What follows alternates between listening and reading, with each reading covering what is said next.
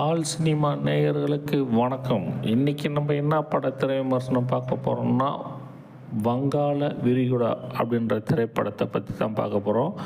இந்த திரைப்படத்தில் பார்த்தோம்னா, குகன் சக்கரவர்த்தி, பொன்னம்பலம் அப்படின்னு சொல்லிட்டு ஏகப்பட்ட நடிகர் பட்டாளமே நடிச்சிருக்கு. அப்புறம் இந்த படத்தினுடைய டைரக்டர் பார்த்தோம்னா, குகன் சக்கரவர்த்தி தான் இந்த படத்தினுடைய டைரக்டர். மியூசிக் டைரக்டர் பார்த்தோம்னா அதுவும் குகன் சக்கரவர்த்தி தான். ப்ரொடக்ஷன் தயாரிப்பு பார்த்தோம்னா அதுவும் குகன் சக்கரவர்த்தி தான்.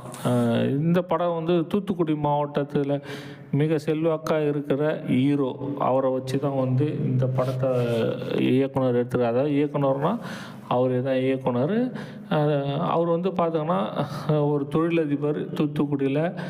அங்கே ஒரு பீச்சில் தனிமையில் இருப்பார். ஏன்னா அவருக்கு வாழ்க்கையில் மிக மன உளைச்சலில் இருப்பார். அங்கே இருப்பார். திடீர்னு முன்னாள் காதலி அங்கே பீச்சில் சாக வரும். திடீர்னு அவர் போய்ட்டு காப்பாற்ற போனோம்னா பார்த்தா அது காதலி அங்கே. அப்போ எப்படி இருக்கும் அந்த கதை அப்படின்னு பார்க்கலாம். இதற்கிடையே பார்த்தீங்கன்னா குகன் சக்கரவர்த்தி பார்த்தீங்கன்னா கொலை செஞ்சிருவார். அவருடைய காதலிக்காக திடீர்னு ஒரு மர்ம நபர் ஃபோன் பண்ணுவார். அந்த ஃபோன் பண்ணோம் அப்படின்னா என்னென்ன நடக்குது அடுத்துன்ட்டு ரொம்ப விறுவிறுப்பாக அந்த படம் நகர்ந்துன்னு போகும். அதுக்கப்புறம் இந்த மர்ம நபர் யார், எதுக்காக இவர் எப்படி இந்த விஷயங்கள் தெரியும் அப்படின்னு சொல்லிட்டு ஹீரோ பயங்கரமாக தேடுவார். அதுக்கப்புறம் பார்த்தோங்கன்னா இந்த படத்தின் இந்த ஹீரோவின் மனைவி அவங்க பார்த்தோங்கன்னா இந்த படத்தில் பார்த்தோன்னா 2 ஹீரோயினே ரொம்ப அற்புதமாக இந்த கதைக்கு ரொம்ப பொருத்தமாகவும் இருக்கிறாங்க. அதே போல் பொன்னம்பலம், வையாபுரி, வாசு விக்ரம் எல்லாருமே அருமையான நடிப்பு அப்படின்னு சொல்லலாம்.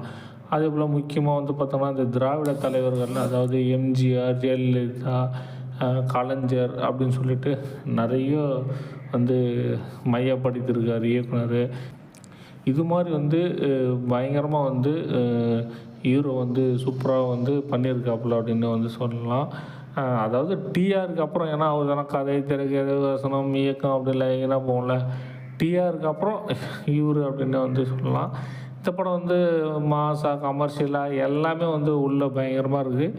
இந்த படத்தை, அதாவது வங்காள விரிகுடா இந்த படத்தை நீங்கள் பார்த்துட்டு உங்கள் கருத்துக்களை கீழே பதிவு பண்ணுங்கள். ஆல் சினிமா நேயர்களுக்கு மீண்டும் அடுத்த திரை விமர்சனம் சந்திக்கலாம். நன்றி.